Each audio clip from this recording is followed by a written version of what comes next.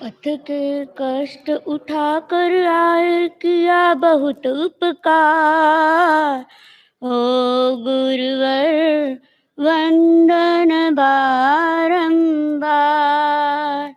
ओ गुरुवर वंदन बारंबार।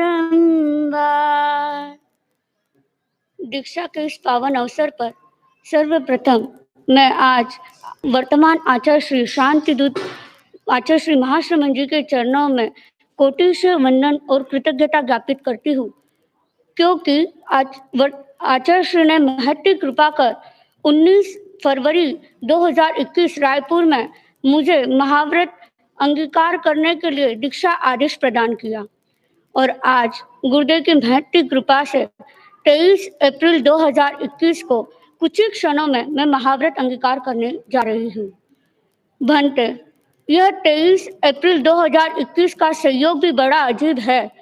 2021 पे पहले अगर मैं जाऊँ तो 2, 2, 4 और 1, 5 और आज आचार्य चैत्र श्री 11 पांचवें तेरापन धर्म संघ के 5वें आचार्य श्री मघवा गणी का जन्म दिवस भी है। दूसरी अगर मैं बात करूं तो आज दूसरा है अप्रैल माह, तो उस अप्रैल माह यानी चौथा महीना अंग्रेज के हिसाब से इस अप्रैल माह में यानी 4 के अंक यह दर्शाता है कि आज चतुर्वेद धर्म संघ की उपस्थिति में आज मैं आप श्री के चरण कमलों में उपस्थित होकर महाव्रत को अंगीकार करने जा रही हूँ। और 23 तारीख यह दर्शाती है कि श्रावक के जो 3 मनोरथ है उसमें जो दूसरा महाव्रत है उस दूसरे महाव्रत को मैं आप श्री के मुखारविंद से कुछ ही क्षणों में अंगीकार करने जा रही हूँ। तो यह 23 अप्रैल 2021 का भी बड़ा अजीब संयोग है। गुरुदेव कहते हैं संघर्ष तो करना ही होता है, कोई चीज प्राप्त करनी होती है तो संघर्ष हमेशा चाहिए, क्योंकि कोई भी चीज आसानी से प्राप्त नहीं होती है। अगर मैं संघर्ष की बात करूं तो श्वास के साथ जो हम नया जन्म ग्रहण करते हैं और श्वास के खत्म होते ही जो हमारा यह जीवन समाप्त हो जाता है, इस श्वास के साथ ही मेरा संघर्ष शुरू हो गया। अपने कर्मों की लड़ाई के साथ साथ मैंने एक स्त्री रूप में, स्त्री लिंग में जन्म लिया, क्योंकि हमारे परिवार में पापा को तीसरी कन्या के रूप में प्राप्त हुई। तब आज से 32 वर्ष पूर्व अगर मैं बताना चाहूँ तो उस वक्त तीसरी कन्या प्राप्त होना थोड़ा अजीब था। सबको एक मन में डर था कि बेटी को न जाने कितना दहेज देना होगा, न जाने क्या क्या चिंताएं सताई जाती है।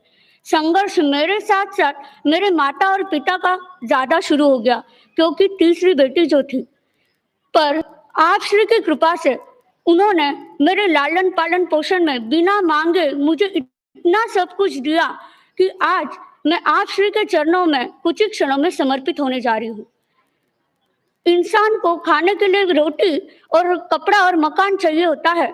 पापा ने ये सारी जिम्मेदारियां और कर्तव्य तो पूरे किए ही किए, साथ में उन्होंने मुझे जन्म घुटी संस्कारों की दी ही दी और सेवा और पुरुषार्थ के गुण उन्होंने मेरे अंदर डाले।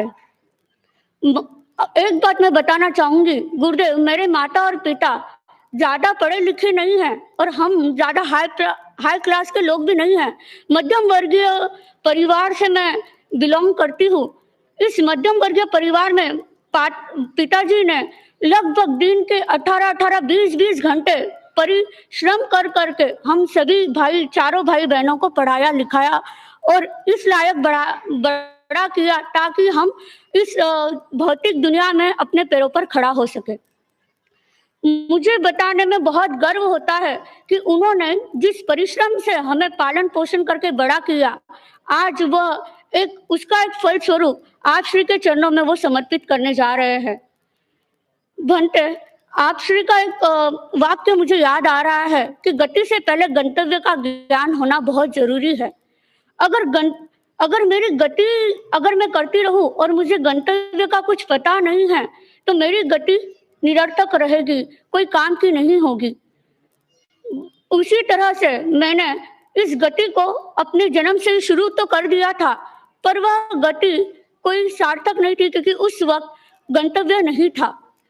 इस वक्त मैंने इसी गति से मैंने 10वीं कक्षा 12वीं कक्षा डिप्लोमा फूड टेक्नोलॉजी में, फिर डिग्री बीटेक बायोटेक्नोलॉजी में पूना जैसे नासिक जैसे शहरों में 6 साल हॉस्टल में पढ़ाई की।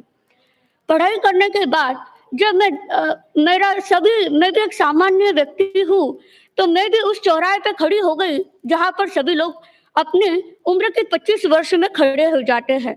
वह चौराहा कौन सा था? एक रास्ता मुझे दिखा रहा था कि आगे पोस्ट ग्रेजुएशन करना है, दूसरा बता रहा था कि मुझे जॉब करनी है, तीसरा बता रहा था कि मुझे शादी करनी है, और चौथा जो रास्ता था वो मेरा अपना था कि मुझे अपने माता पिता के पास रहकर उनकी सेवा करनी है। मेरे माताजी पिताजी ने मुझे बहुत कहा, मेरी बहनों ने भी बहुत समझाया, भाई ने भी बहुत कहा कि तुझे आगे पोस्ट ग्रेजुएशन करनी है, तू कर सकती है क्योंकि तुझमें बौद्धिक क्षमता है। पर उस वक्त मैंने सोचा कि जिन माता पिता ने मुझे लालन पालन पोषण करके इतना बड़ा किया, अपने पैरों पर खड़ा किया, और मैं अगर उस वक्त उनके साथ नहीं रहूंगी, क्यों चारों भाई बहन लगभग 10-10 12-12 वर्ष हॉस्टल में पढ़ाई लिखाई की है और उनके पास कोई नहीं रहता था। जब दुख का समय आता था तो वो अपनी वेदना को स्वयं ही पी जाते थे। तब मैंने सोचा पहले मैं भी सामान्य व्यक्ति की तरह नौकरी के लिए बहुत खोज की। 6 महीने तक नौकरी की तलाश करते करते जब मेरा मैनेजमेंट में सिलेक्शन हुआ, उसी दिन शाम में 5 बजे फोन आ गया कि आपका सिलेक्शन हो गया। और उसी फोन पर मैंने पता नहीं एक अंदर से आवाज आई कि मुझे जॉब नहीं करनी है, और मैंने उनको मैनेजर से कहा कि मुझे जॉब नहीं करनी है। पापा को सारी बात बताई। पापा ने कहा कुछ नहीं बेटा, आपको अगर घूमना है खाना पीना है तो आप एंजॉय करके 2-3 दिन पुणे में रहकर आप घर पे आ जाओ। उन्होंने घर पर आने के बाद भी मुझे कोई जोर जिम्मेदारी कोई किसी तरह का दबाव नहीं रहा था, ना आगे पढ़ने का, न शादी करने का, और किसी चीज का नहीं। और भंटे, मैं आपको बताना चाहूंगी कि मेरी जिंदगी इतनी आसान थी क्योंकि मम्मी खाना बनाकर खिलाती थी, उठना खाना खाना और 18 घंटे टीवी देखना, एकदम आसान काम था। इसमें कोई दिक्कत थी नहीं क्योंकि घर में केवल मैं, मम्मी और पापा, हम 3 ही व्यक्ति थे। तब तक दीदी की दीक्षा, दोनों बड़ी दीदियों की शादी हो चुकी थी और भैया हॉस्टल में पढ़ाई करता था। तो इस तरह से उस वक्त उन्होंने मुझ पर कोई दबाव नहीं डाला, और उन्होंने कहा ठीक है तुझे जो करना है। रात में 11 बजे टीवी देखते हुए खाना, आलू प्याज खाना, क्योंकि हॉस्टल में रह चुकी थी। हॉस्टल की लाइफस्टाइल उसी तरह वहां पर हॉस्टल के साथ साथ उसी को घर पर ही आगे कंटिन्यू कर रही थी। जब लगभग 1.5 साल बीतने के पश्चात एक बार ऐसा हुआ कि मन में आया, दीदी की शादी हो चुकी थी, तो मन में आया कि गुरुदेव के दर्शन करने चलते हैं। भाव तो कुछ थे ही क्योंकि पहले के 10वीं कक्षा तक मेरे दीक्षा लेने के भाव थे, पर कहते हैं ना कि जब व्यक्ति कॉलेज में जाता है तो उसे बाहर के दोस्तों की हवा लग जाती है, भौतिक चकाचौंध की हवा लग जाती है। सेम वैसे ही मेरे साथ ही हुआ। 10वीं तक दीक्षा के इतने गहरे भाव थे, जैसे ही मैं आगे पढ़ाई के लिए हॉस्टल में गई, सारे भाव के ऊपर एक धूल सी छा गई। पर कहते हैं ना कि अगर चिंगारी अगर धूल के ऊपर भी है तो एक संस्कार का हवा या झोंका अगर मिल जाए तो वो फिर से प्रज्वलित हो जाती है। ठीक 1.5 साल के बाद वैसे ही कुछ मेरे साथ हुआ।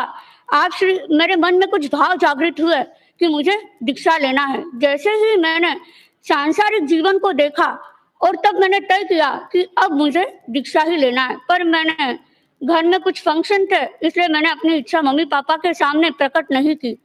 और लगभग 28 और 29 जुलाई 2013 आप श्री लाडनू विराज रहे थे। लाडनू चातुर्मास का अवसर था और उस वक्त मैं, मम्मी और पापा आप श्री के दर्शन करने पधारे। तभी भी उनको कुछ ऐसा पता नहीं था कि मैं आपके दर्शन करने आऊंगी और वहीं रुक जाऊंगी। ये तो मेरे लिए सोने पे सुहागा था कि आप श्री का चातुर्मास लाडनू में और पारमार्थिक शिक्षण संस्था भी लाडनू में। तो इसी तरह से मैंने वहां पर आप श्री के दर्शन करने आए और मैंने पापा से निवेदन किया आप श्री के सम्मुख ही कि मुझे अब संस्था में भर्ती होना है। पापा एकदम शॉक हो गए कि इसने तो पहले इस बात की कोई सूचना मुझे नहीं दी थी। पर कहते हैं ना, हॉस्टल में रह चुकी थी, रात में 2-2 बजे घर आती थी, कॉन्फिडेंस बहुत ज़्यादा था। तो मैंने पापा से कहा, आप बात करते हैं या मैं कहूँ? पर उस वक़्त कुछ पता नहीं था कि बात कैसे करनी होती है, क्योंकि हम लोग 2, 4, 5 साल में कभी गुरुदेव के दर्शन करने पधारते थे। और जिस क्षेत्र में मेरा जन्म हुआ, जामनेर क्षेत्र, जो महाराष्ट्र का एक छोटा-सा कस्बा है, वैसे तो पुरखों के हम लोग जोबनेर क्षेत्र में रहते हैं, पर जब मेरा जन्म हुआ, हम आज से लगभग 40-50 वर्ष से जामनेर में ही स्थित है। उस छोटे से कस्बे में 4-5 साल में कभी या 2-3 साल में लगभग कभी साधु संतों का आगमन विहार करते-करते 1-2 दिन के लिए होता है, और वो भी सेवा, रास्ते की सेवा करने में ही बीत जाता है। उस वक़्त पता नहीं था तेरापंथ धर्म संघ क्या है, क्या नहीं है। उस वक़्त संस्कार मिले थे मुझे, क्योंकि मेरा ननिहाल पक्ष स्थानकवासी संप्रदाय से है। तो मेरे कजिन मासी महाराज है, अनुश्रुति जी महाराज साहब जी, उन्होंने मुझे कहा था कि स्नेहा, तू हॉस्टल में जब कभी भी जाएगी या तू घर पे रहे, कहीं पर भी जा, पर अपने मम्मी पापा का नाम कभी मिट्टी में मत मिलाना, क्योंकि आज हम सुनते हैं कहीं लड़कियां कहीं वजह से बाहर चले जाती है और उनकी वजह से अपने उनके उनके माता पिता को उनको नीचे झुकना पड़ता है। पर गुरुदेव की कृपा से ऐसे संस्कार मुझ में नहीं आए, क्योंकि मम्मी का समय समय पर संस्कार मुझे मिलता रहता था। और उन्होंने कभी मुझे नहीं कहा कि आप सामायिक करो, आप सतियों के दर्शन करने जाओ। इस वजह से कहते हैं ना, कभी दबाव में अगर हम रस्सी को ज्यादा खींचते तो रस्सी टूट भी सकती है, और ढीली छोड़े तो वो कोई काम की नहीं होती है। तो इसलिए उन्होंने मुझे ना ज्यादा खींची और ना ही ढीली छोड़ी। तो इस संस्कार की रस्सी की वजह से आज मैं श्री के चरण कमलों में उपस्थित हुई हूँ। जब मैं संस्था प्रवेश किया तब मुझे कुछ भी नहीं पता था। मैं तो सारे कलर ड्रेस लेकर आई, पता ही नहीं था कि क्या करना होता है। आप श्री ने फरमाया कि बड़े महाराज की सेवा करो, मुख्य नियोजिका जी के पास जाकर उनके दर्शन करो। बड़े महाराज क्या होते हैं पता नहीं था, क्योंकि मुझे तो साधी प्रमुखा श्री जी ही पता था। ये नहीं पता था कि उनको हम बड़े महाराज कहते हैं। उनके दर्शन करने गई, उन्होंने कहा कि वहां पर संस्था में 500 सास होती है, क्या आप उन सभी सास का सुन सकती हो? उस वक्त कहा कि बड़ों के सामने तो क्या कहना, हाई कहना चाहिए। तो मैंने भी नंदी बैल की तरह सर हिला दिया और कह दिया कि टेट में सुन सकती हूँ। फिर जैसे जैसे आगे गई, मुख्य नियोजिका जी के दर्शन किए। उन्होंने कुछ सवाल पूछे कि आप कितनी पढ़ी हो, क्या करती हो। उनके सारे सवाल जैसे मुझे टूटे फूटे शब्दों में आते थे, मैंने अपने शब्दों में उनके अपनी भावना उनके सामने व्यक्त की। इनकी सेवा करने के बाद 30 जुलाई को आप श्री ने मुझे सुबह सुबह सूर्योदय के साथ बुलाया था कि आप एक बार सुबह सुबह दर्शन करना। तब मैंने सुबह सुबह लगभग 31 जुलाई की बात है, मिच्छामि दुक्कडम। तो 31 जुलाई को जब मैंने आप श्री के दर्शन किए तो आप श्री ने फरमाया कि आप इतनी पढ़ी लिखी हो, आपको गुस्सा तो आता है क्या? तो उस वक्त तो मैंने कह दिया कि नहीं आता है। पर गुरुदेव उस वक्त से मेरा जो गुस्सा कम करने का प्रयास था वह अथक अभी भी जारी है, क्योंकि मुझे उस वक्त बहुत ज्यादा गुस्सा आता था। फिर उसके बाद जैसे आप श्री ने, आज मैं याद करना चाहूंगी श्रद्धेय मंत्री मुनि प्रवर को, क्योंकि दीक्षा संस्था में भर्ती होने का प्रवेश आप श्री के आदेशानुसार उन्होंने मुझे प्रवेश का समय निकाला। आप श्री ने पूछवाया कि कब, आप श्री ने कहा कि मंत्री मुनि प्रवर से जाइए और उनसे आप समय निकालिए, मुहूर्त निकलवा के आइए। तब मैं मुहूर्त निकलवाने मंत्री मुनि प्रवर श्री के पास गई तो मंत्री मुनि प्रवर ने फरमाया कि आपको कब भर्ती होना है, 2 महीने बाद, 6 महीने बाद, 1 साल बाद। मैंने मंत्री मुनि प्रवर के सामने अपनी भावना व्यक्त की कि मुझे तो आज ही भर्ती होना है। यह बात लगभग 11-12 बजे की थी। उसके बाद हमें कहा कि आप जाइए, संस्था में बड़े भाई होते हैं। पुलकित मुनि श्री ने फरमाया था कि संस्था में बड़े भाई होते हैं, उनसे जाके पूछ लीजिए कि आपको अगर आज भर्ती होना है तो शाम में सूर्यास्त के समय का समय है और आप भर्ती हो जाइए। भर्ती होते हुए मैं वहां पर जब आई और जब मैंने संस्था प्रवेश किया, उस वक्त से मेरी यात्रा जो संघर्ष में शुरू हुई वह बताने में बहुत कठिनाई हुई। गुरुदेव, मैं आपको बताना चाहूंगी, क्योंकि मैंने जैसे कि पहले बता रही हूँ कि मैं जब हॉस्टल में थी तो रात में मेरा 11 बजे से दिन शुरू होता था और सुबह 5 बजे खत्म होता था। खाना रात में खाती थी, आलू प्याज के बगैर खाना नहीं होता था, और दिन में 18 घंटे टीवी देखती थी। और घर पे था तो मनमानी सब मेरी ही चलती थी, और संस्था में सब इसके अपोजिट। क्योंकि वहां पर टीवी देखना नहीं है, खाना सूर्यास्त से पहले ही खाना है। इस तरह से मैंने हर वक्त अपने आप को ढालने का बहुत अथक प्रयास किया है और मंत्री मुनि प्रवर श्री को याद करते हुए और बड़े महाराज को याद करते हुए उनको कृतज्ञता ज्ञापित करते हुए इस प्रयास को मैंने और आप श्री के आशीर्वाद से आज मैं यह प्रयास कर पाई हूँ कि कहते हैं मोटी माया सब तजी झीनी तजी न जाए, पीर पैगंबर ओलिया झीनी सबने खाए। तो आज मैं आप श्री के चरणों में समर्पित होने जा रही हूँ, मोटी माया सब तजकर जीनी अवस्था में जिन्हें जो मेरे क्रोध मान माया लोभ है और जो सभी कर्मों का राजा मोहनीय कर्म है उसको कम करने के लिए आप श्री के चरणों में समर्पित होने जा रही हूँ।